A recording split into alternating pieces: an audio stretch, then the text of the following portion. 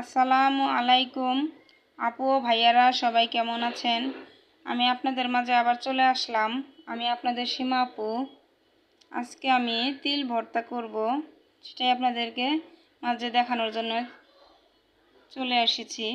আপনাদের ভাইয়া বাজার থেকে তিল নিয়ে এসেছে। তিলটা অনেক সাদা, ভর্তাটা অনেক মজাদার হয়েছিল। প্রথমে আমি তিলটা একটু হালকা আঁচে ভেজে নিয়েছি। ভাজার পরে শিলপাটাটা ধুয়েছিলাম, ধুয়ে শুকনো করেছি, আপনাদের দেখানো হয়নি। যখন শুকিয়ে গেছে শিলপাটা, তখন আমি এই যে বাটতে এসেছি, না হলে তো ভর্তাটা নরমই হয়ে যাবে, পানি পানি হয়ে যাবে। আমি আধা বাটা করে বাটবো,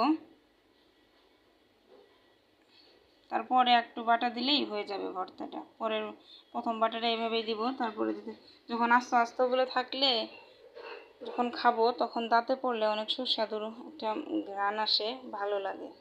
তিল ভর্তাটা যে এত সুস্বাদু হয়েছিল আমি ভাবতেই পারিনি যে এত মজা লাগবে। আস্তে আস্তে করে বেটে নিচ্ছি, দেখতেই পাচ্ছেন কিভাবে বেটেছি। পরে আর একটা বাটা দিব, তাই আমার ভর্তাটা হয়ে যাবে। ভর্তায় যা যা উপকরণ দিয়েছি, মরিচ লবণ দিয়ে আমি বাটতেছি।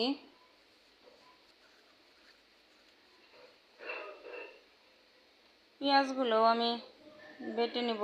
এই ভর্তায় আমি রসুন দিব না।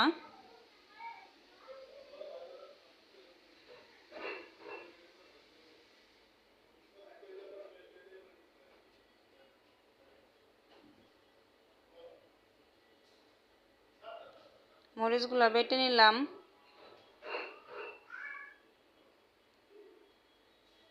এখন পেঁয়াজগুলো বেটে ফেলছি।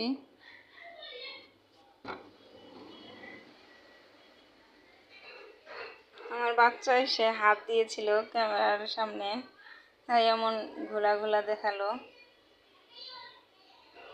পেঁয়াজগুলোও বেটে ফেলছি।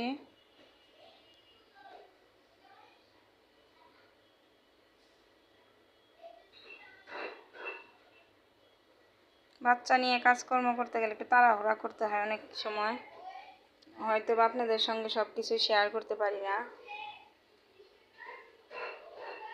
আর একবার বাটবো সব ভর্তাগুলো, মিক্সার করে নিয়েছি, নেওয়ার পরে আরেকবার বেটে নিচ্ছি। আরেকটা বাটা, এই বাটাটা দিলেই তাহলে ভর্তাটা একদম মিক্স হয়ে যাবে সব কিছু। তাই ভর্তাটা আমার রেডি। আমার ভর্তাটা রেডি হয়ে গিয়েছে।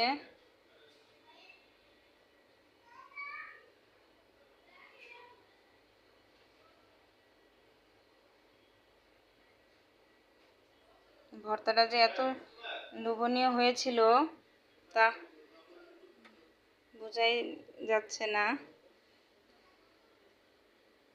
খেলে বুঝবেন যে ভর্তাটা যে এত সুস্বাদু হয়েছিল। এভাবে বানিয়ে দেখবেন।